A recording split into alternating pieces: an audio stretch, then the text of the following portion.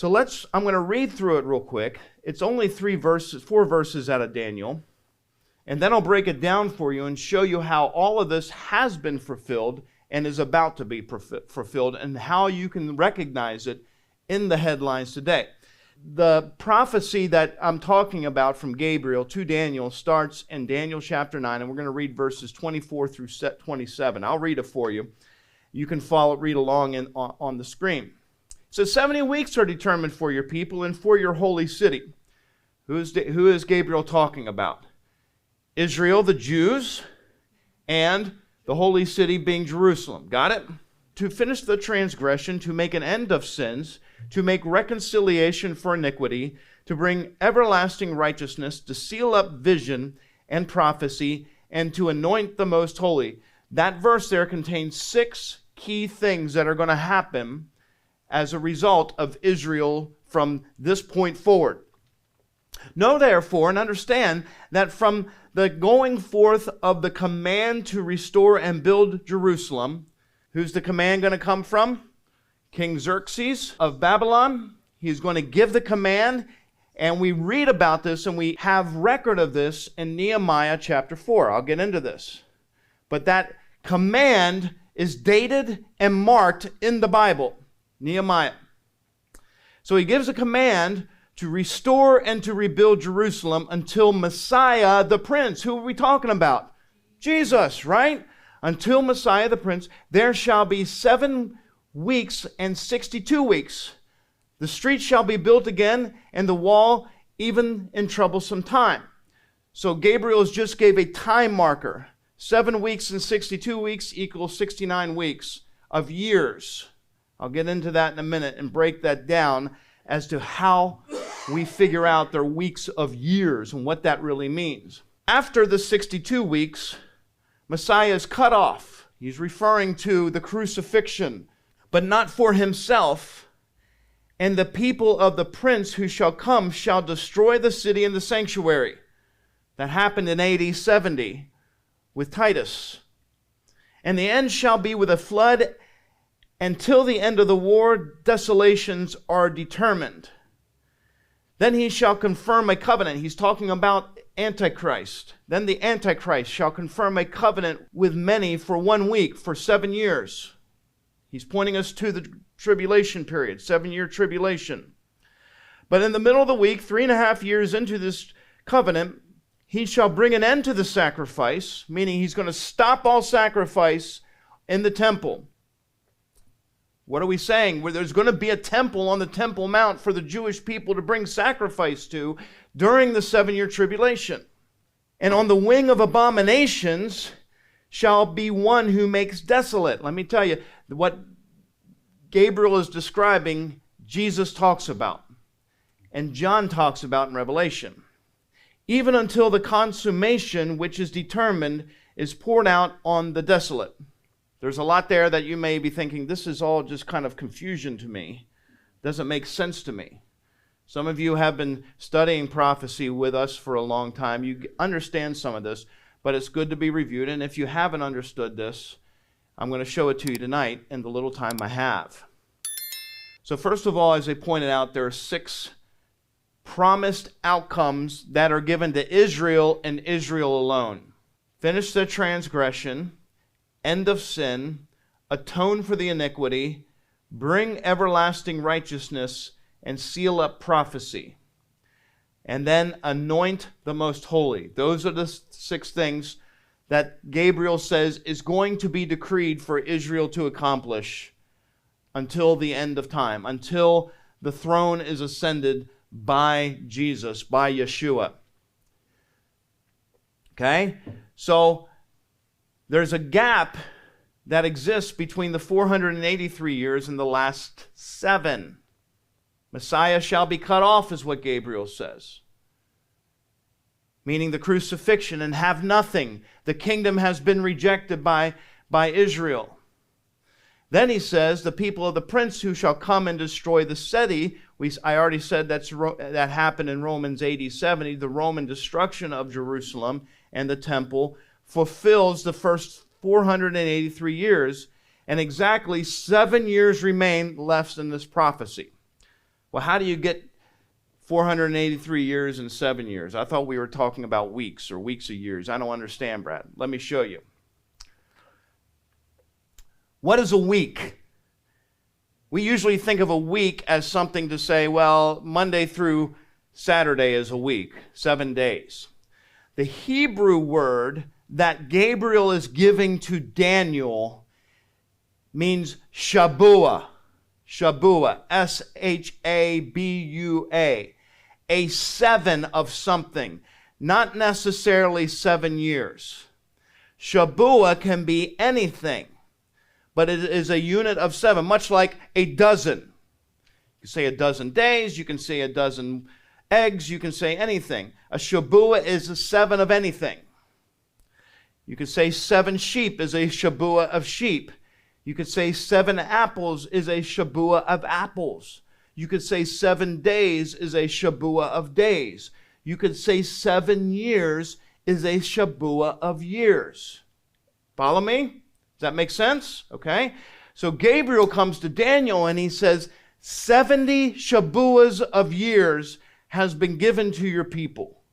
Does that make better sense than 70 weeks of years? To me, that helps me in my mind understand a little better. 70 Shabuas of years. So if you do 70 times 7, you wind up with 490 years. Okay? 77 is 490.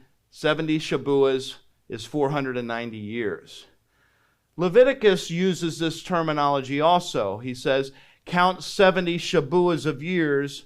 Count 7 Shabuas of years, 7 times 7, and referring to the Levitical law of the year of Jubilee being the 50th year. God tells Israel, count 7 Shabuas of years to come to the next year being the year of Jubilee, the 50th year. Daniel was already talking about years. Gabriel is talking to Daniel in terms of years. That's the context. Therefore, 70 Shabuas is 490 years. Make sense? Everybody got that? So, in Gabriel's pronouncement to Daniel, he's saying, Daniel, I got to tell you something, and it's very specific. 490 years are decreed for Israel to complete everything prophetically. And he gives us those 6 things that is going to be accomplished through Israel. All of those things. Now, what are those things? Well, I'm glad you asked. Let's get into that. But before we do that, the first 69 Shabuas of Daniel's prophecy, 483 years, began when the decree of Artaxerxes in 444 BC was given to rebuild Jerusalem. If you go to the book of Nehemiah, and you read that a decree was given by the king to the Jewish people to bring about and rebuild Jerusalem. Gabriel tells Daniel, by the end of those 483 years of the 490 years, by the end of that, Messiah is going to come and he's going to be cut off. And the Israelites are going to reject the kingdom. Now, using a biblical prophetic calendar, the Jews went by a lunar calendar. They did not go by our Gregorian calendar. They figured 360-day years instead of the 365-day years. And they included a leap month. Follow along with me. The math that is used to calculate the 360 days of 483 years is very precise according to the Jewish calendar. There's no room for a mistake. So that totals to the day 173,880 days. That's 483 years according to the Jewish calendar. Count that forward from the point that Xerxes gave the decree for Jerusalem to be built. We have that exact date. Nehemiah tells us it's 20 Nisan. And you go and you find the triumphal entry of Jesus being March 20th, AD 33. That's Passover. And if you go back and you count all the calendars, you're going to come up with Passover in AD 33. That is the day of the triumphal entry. And look at Luke 19. He cries out to Israel, to Jerusalem. Remember, he weeps over Jerusalem. And he says in verse 44 of Luke 19, you do not know the time of your visitation. In other words, he's saying, you don't understand the significance of this day because you haven't read back to the prophets. You haven't recognized what this day symbolizes, what this day means. If you were to go back and read the prophecies of Daniel 9, Jerusalem, you would know what this day means.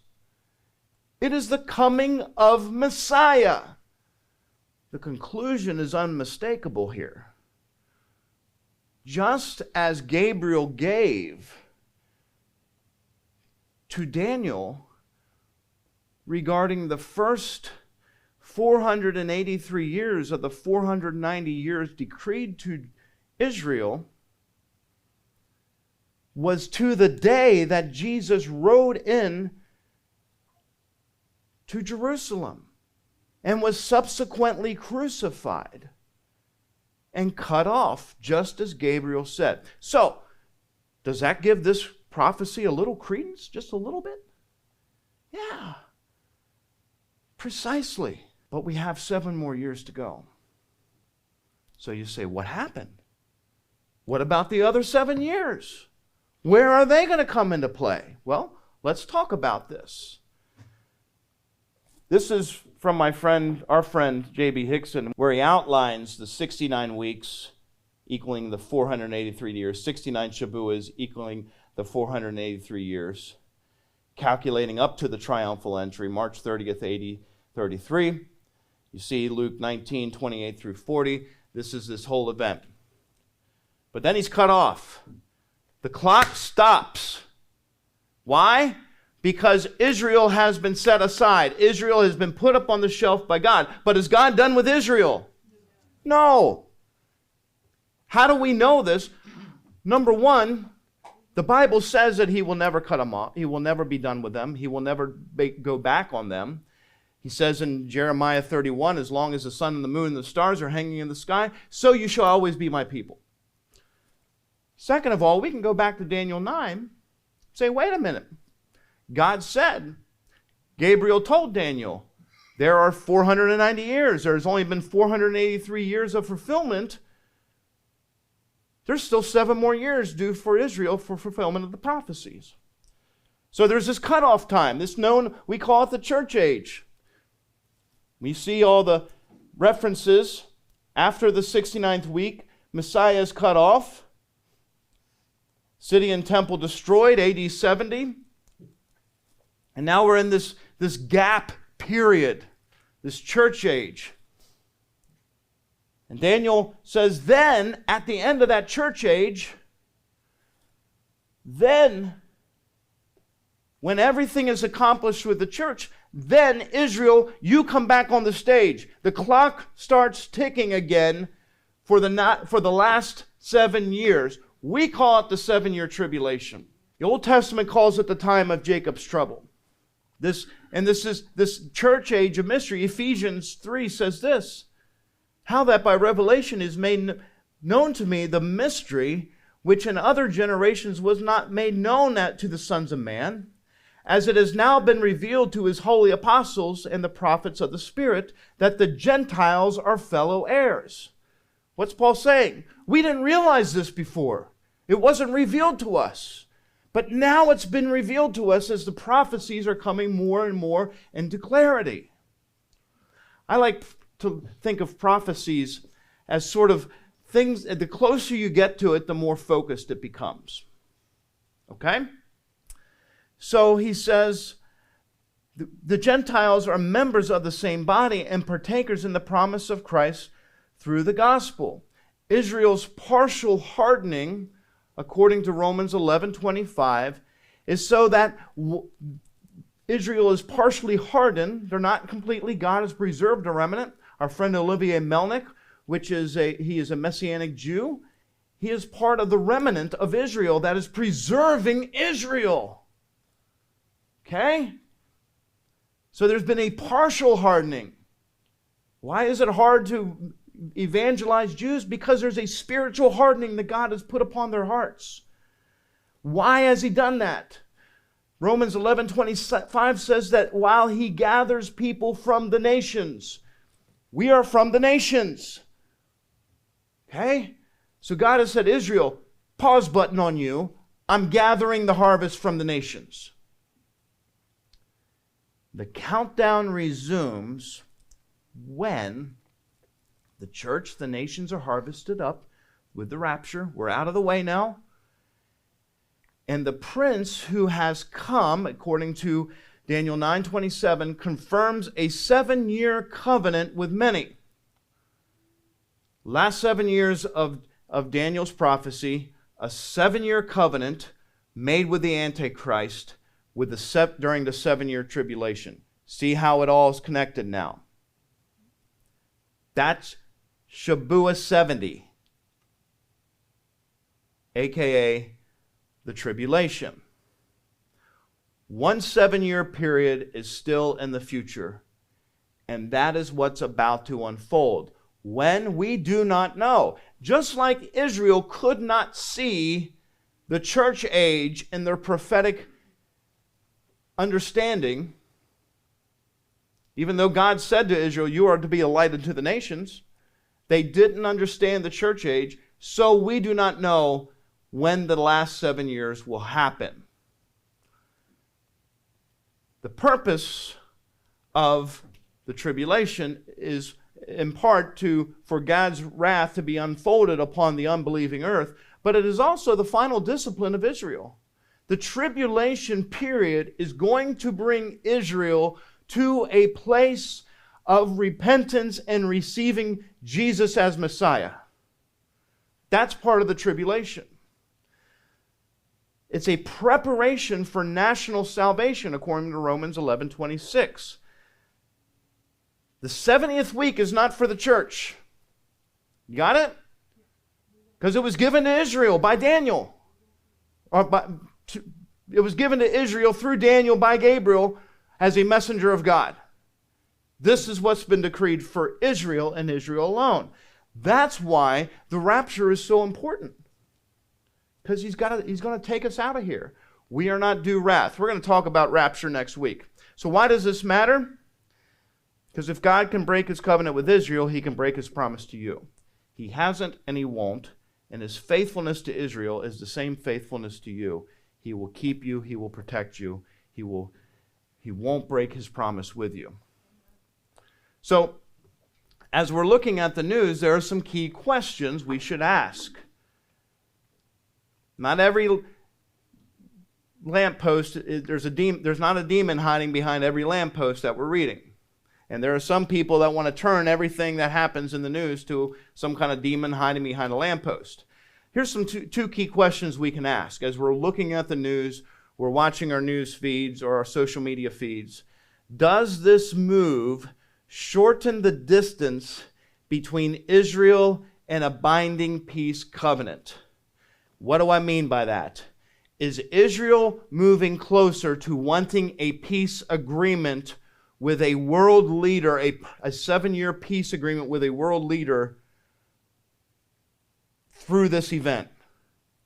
How do we know this? Because it's been decreed that the Antichrist will make a 7-year peace covenant with Israel. That is the start. That restarts the clock for the 7-year tribulation, for the last 7 years of Daniel's prophecy. When they make that covenant, boom, clock starts ticking again for Israel. Okay? So we got to ask ourselves, Is this bringing Israel closer to wanting to make a peace covenant with a world leader? We are watching this happen in incredible ways. I was in Oklahoma when I heard about the Trump peace plan. And let me tell you what, my alarm bells were going whoop, whoop, whoop, whoop. Not that I think Trump's the Antichrist, but look at the hunger that Israel is looking for peace. They have given up land, they have given up the Temple Mount, they have given up this, they have given up that. And when Trump came on the scene and says, we're going to do these Abraham Accords, we're going to do this, we're going to do that, and Israel is just going along, they were not going to stop until they had every hostage home. And they compromised to make the peace agree. Israel wants peace. They're hungry for peace. You go over there and talk to people. Members of the IDF. I was just having a conversation with a commander in the IDF that I know, and we were having this conversation this morning, and he says, we just want peace. They're so someone at some point is going to come along. It's not going to be Trump. Someone at some point is going to come along. This world charismatic leader, he's going to say, I've got a peace plan for you. Look at this, Israel. Build your temple. Get up there and start sacrificing again. We're going to make sure that you're going to get your land back. You're going to get this. You're going to get that. And Israel's going to go, sign me up. 7 years? I'll take 7 years of peace. They're going to be hungry for it. And halfway through that agreement, he's going to go back on it. He's going to ascend the throne. He's going to go up to the temple, and he's going to do what's called the abomination that causes desolation. He is going to commit a sacrifice in the temple that is unclean. Titus did it in AD 70 with a pig. I believe he's going to sacrifice a human on the Temple Mount. That's just my opinion. That's not from the scriptures. But I think it's going to be something that is going to be so awful that Israel is going to flee. Just my opinion. Don't take that to the end. The second thing is, does this development normalize global authority over Jerusalem and the land? Don't you find it odd that so much fighting is over this little piece of land, the size of New Jersey? Why? It's spiritual. The world is hungry for it. So, peace plans and 7-year proposals, Temple Mount negotiation is happening right now. They are ready to build. And from what I'm understanding, they are on the verge of building. I've told you before, there's worship happening on the Temple Mount. Never happened before. Where Jews can go prostrate on the temple and pray. Never been allowed before. Today it's happening. That's how close we are. Here's the other thing. Rome and EU revived empire influence. You seeing this happen? What did UK just do? Mandate a digital currency and digital ID in all of the UK. You see, and right now tensions are high between the UK and Israel. Netanyahu has told the Prime Minister Starmer, "Go ahead, get out. We don't want you here."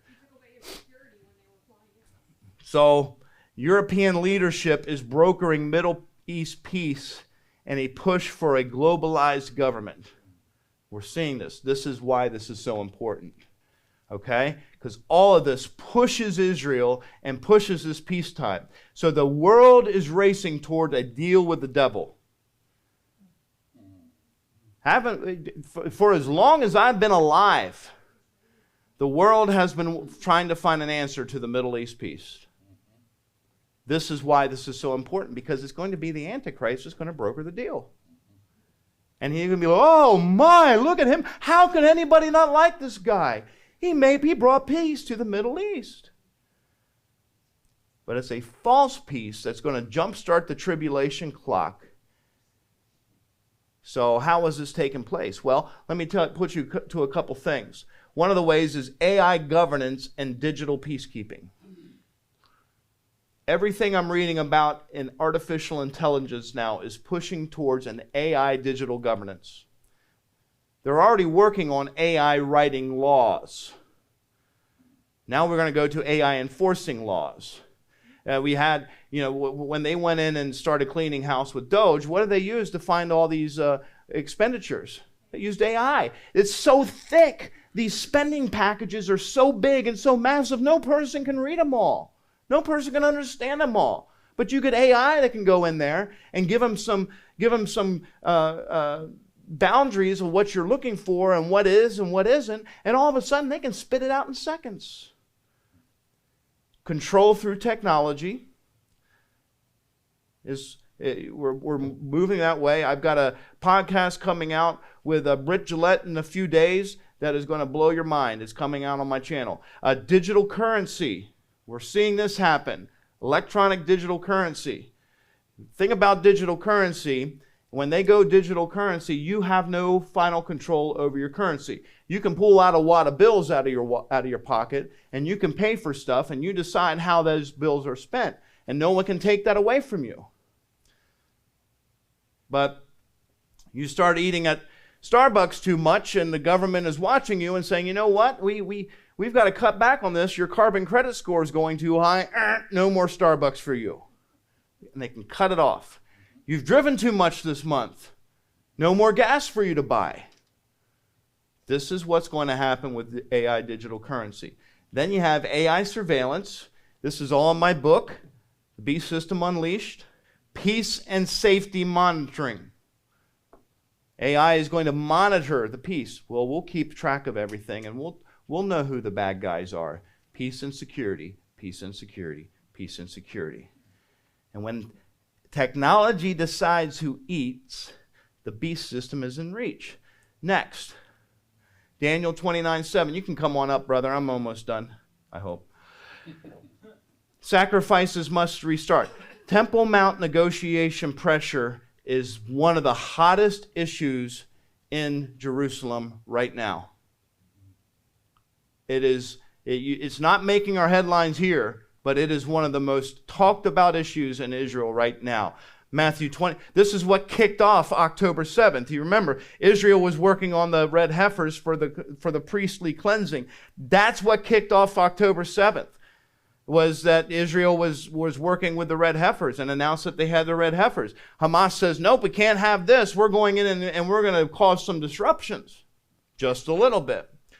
Matthew 24:15, Jesus says, when you see the abomination that causes desolation, let the reader understand. He's saying, go back to Daniel.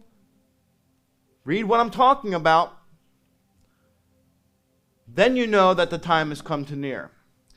Shared Temple Mount proposals are happening. We talked about the red heifers. Priestly training is underway. I've told you that they have a full selection of Sanhedrin and the high priests. Candidates already selected in Israel, ready to go. Demand for religious peace. Any moves that gives Jewish worship rights, even if framed as peace, advances this prophecy. Okay? That's why keep your eyes on Israel. Number 3, Israel also at the same time becoming more isolated. Zechariah 12:3 says, all nations will gather against Jerusalem. Ezekiel 38, war. We talked about this last week. Gathering against Israel. As allies pull away, a global leader steps in as the protector. Daniel 8:25, by peace he shall destroy many. The more Israel stands alone, the more she will accept the wrong Savior, friends. That's how she's going to make a peace treaty with the Antichrist. Some claim that the 70th week was fulfilled during the 1st century, and they're referring to what I was talking about in AD 70. Rome went in and destroyed Israel. Titus went in and performed the sacrifice. And so they say that it's not going to happen because it's already happened in history. And we get these from the preterists and the historists. But let's go back to the 6 outcomes that Daniel said in Daniel 9:24. Has Israel finished sin? No. Has righteousness filled the world? No. Is prophecy sealed up because it's been completed? No. Is the millennial temple anointed? No. Is the Messiah sitting on the throne of the world? No. So how can we say that this has been completed? We can't. Jesus, Paul, and John all treat the 70th week as a future event. 2 Thessalonians says, the man of lawlessness takes his seat in the temple of God. Titus didn't do that. He did an abomination in the temple, but he never took his seat upon the throne. He destroyed it.